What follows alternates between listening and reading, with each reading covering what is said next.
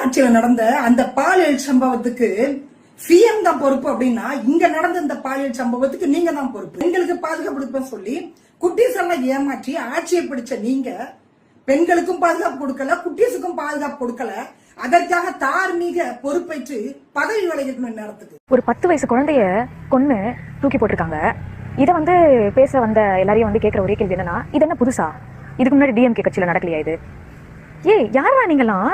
இல்ல எனக்கு புரியல. இதை உன் வீட்டுல இருக்க ஒரு குழந்தை இல்ல உன் குழந்தைய இந்த மாதிரி ஒருத்தவன் கொன்னு தூக்கி போட்டிருந்தா நீ இந்த கேள்வியை நீங்க கேட்பீங்களா? அந்த அளவுக்கு மோசமா இருக்கு நம்ம நாடு. இவ்வளவு கேவலமான மக்கள் கூட நம்மளாம் வாழ்ந்துட்டு இருக்கோம் அப்படின்னு நினைக்கும் போதே அசிங்கமா இருக்கு, அருவருப்பா இருக்கு. அன்னைக்கு எலெக்ஷன் அன்னைக்கு மாற்றம் வேணும்னு சொல்லிட்டு இன்ஃப்ளூயன்சர்ஸ்லாம் மாற்றம் வேணும் அப்படின்னு சொல்லிட்டு கையை காட்டிக்கிட்டு வெள்ளை சட்டை காக்கி பேண்ட்டை போட்டு அன்னைக்கு மாற்றம் வேணும்னு நின்னவங்க இன்னைக்கு இவ்வளோ பிரச்சனை நடக்குது. ஒருத்தரை காணும், ஒரு இன்ஃப்ளூயன்சரை காணும் இந்த பாலியல் வன்கொடுமை எதிர்த்து ஒருத்தனை காணும்.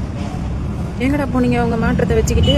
ஆட்சியும் மாறிட்டு அந்த செய்தி வந்துட்டு அவரை பிரஸ்ஸை மீட் பண்ணவே இல்லை.